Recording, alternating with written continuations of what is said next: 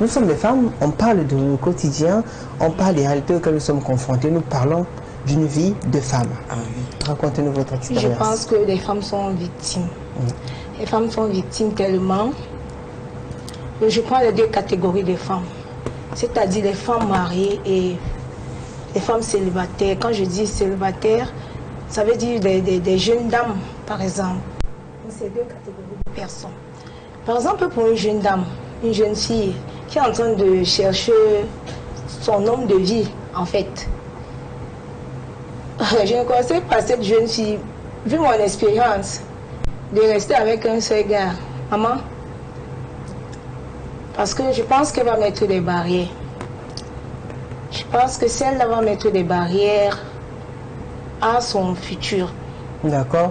Donc il faut qu'elle ait autant de partenaires pour pouvoir se décider ou bien... Oui, pour essayer de peser pour voir. D'accord. Celui-ci est comme... Parce que si j'ai connu des mamans qui ont vieilli comme ça, elle va te dire, j'ai seulement connu votre père. J'ai seulement connu votre père et elle a tellement souffert ou elle est morte dans ce mariage parce qu'elle a seulement connu ce papa. Bon, maintenant, l'autre côté, nous les femmes mariées, vraiment, c'est un cas critique. Il faudrait que les femmes sachent que c'est pas facile aujourd'hui. Et le monde a transformé la femme. Il faut le dire que la nature, l'homme. Parce qu'auparavant, nos mamans nous disaient souvent que la femme est celle qui est bordel et l'homme c'est le bandit. Mais je pense qu'il est temps ce soir qu'on transforme cela pour dire aujourd'hui ce sont les hommes les bordels, comme on dit souvent, les hommes frivoles, je ne sais pas quel nom leur donner. Et ça fait mal aux femmes de supporter cela. Donc pour dire quoi, que ce sont les hommes qui poussent les femmes à être infidèles. Oui, justement. Ce sont les hommes qui poussent les femmes à être infidèles. Pourquoi? À la recherche de plusieurs désirs.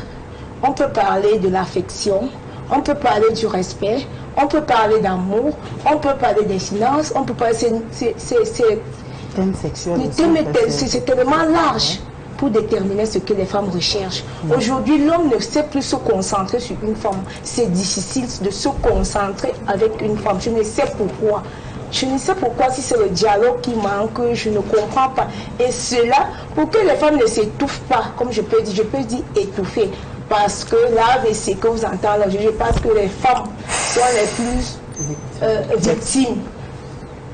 La cause, c'est les hommes. Les hommes sont devenus... Un homme aujourd'hui qui a signé polygamie, qui a signé monogamie, autant pour moi, comment se fait-il que le même homme va aller épouser une autre femme dehors?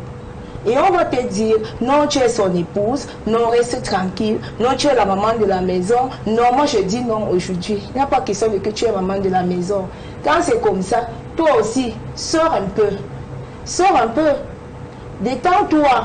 Cherche-toi aussi ton petit gars, hein. Excuse-moi. Cherche-toi ton petit gars. C'est clair. Cherche ton argent. Cherche ton argent. Moi, je n'aimerais pas qu'une femme dise qu'elle allait dehors pour l'argent. Non, non, ça, je ne suis pas d'accord. Parce qu'une femme doit être capable, battante. Si tu veux te coiffer, tu n'as pas besoin d'un homme. Si tu veux t'habiller, tu n'as pas besoin d'un homme. Mais on en a beaucoup plus au-delà de ça. À notre âge, par exemple, ce n'est plus l'argent, c'est de l'affection, c'est de l'amour, c'est du respect. Tu as besoin qu'on te dise, bébé, oh merci, je dis quand même merci à mon chéri, moi je veux un bon mari. Donc, mon métier me met face aux femmes. Les femmes en souffrent. Pour ça, je suis aujourd'hui, mes malades, mes patientes, je suis là aujourd'hui devant l'écran pour vous. Donc, il faut vous... Pensez à vous. Il faut penser à vous. Vraiment, c'est le mot. Il faut penser à vous-même. Pensez. Donc, pensez que beaucoup de femmes mariées souffrent en silence dans la vie. Les femmes mariées souffrent en silence, Julie. Elles souffrent en silence. Elles sont là, elles ont peur de la belle famille, elles ont peur des enfants, elles ont peur de tout pour s'exprimer. Et la solution, c'est d'avoir quelqu'un à côté. Oui, il faut avoir quelqu'un à côté. Il faut avoir quelqu'un à côté. Cette personne va te faire causer. Si tu vas t'exprimer, tu vas échanger d'air, tu vas te sentir autrement. Donc, moi, c'est mon point de vue. Laurentine, oui, vous êtes une femme mariée? Oui, si. Vous n'avez pas quelqu'un à côté? Non. Moi, personnellement, non. D'accord. Patricia. Oui, Julie. Alors,